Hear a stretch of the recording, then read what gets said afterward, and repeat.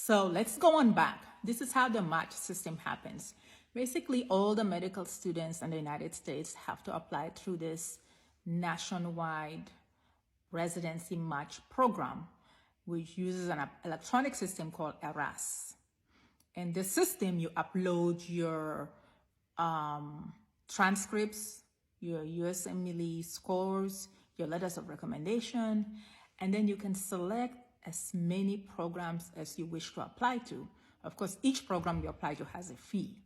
And let's say the fee is $30. So for each program you apply to, you're paying $30. And there's a $99 charge just to enter into this application system, okay? So then you send those applications to all of those programs, right? And sometimes depending on how confident you are, you may apply to many programs or to less programs.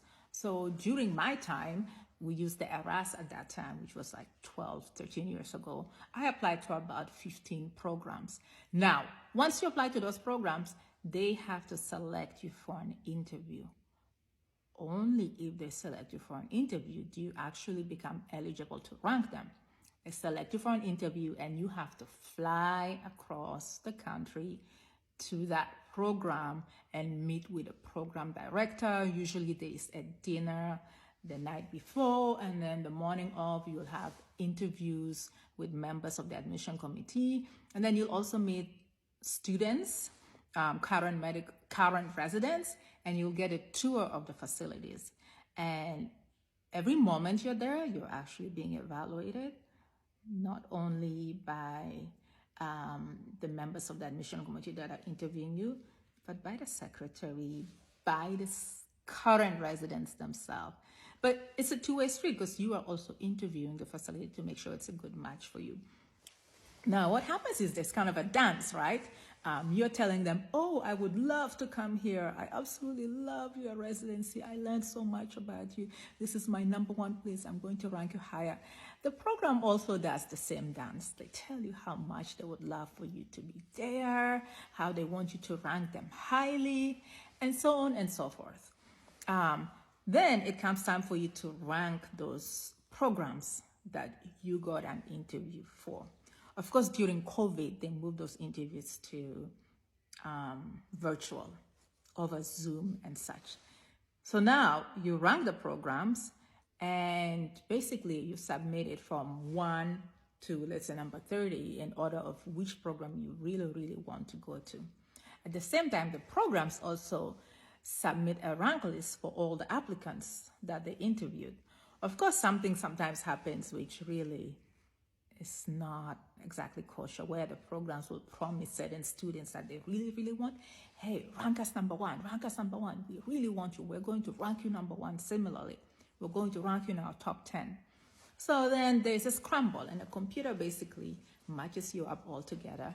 If that program ranked you, right? Let's say you have your #1, #2, #3, #4, #5. If the program ranks you, first of all, they have to rank you as somebody they want. If you don't get your #1 program, right, then it moves to, did this other program rank you? Maybe you get your #2, you could get your #3, you could get your #4 choice, you could get your #5 choice.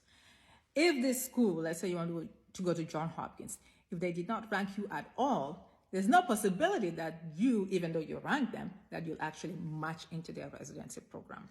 And so the programs themselves, right, they want basically the best applicants. First, they want workhorses. They want students who will work hard and not complain and lie about their work hours. They also want students who they think will advance their program by their intellectualism, by the high marks they received, or by how published they are, or just, I guess they want people that will further their ranking in the United States medical school system. So the programs will also rank you. Now, if the program ranked student A as #1, but student A did not rank this program as #1, student A will probably be ranked also highly by a different program. And so student A will probably match to a different program.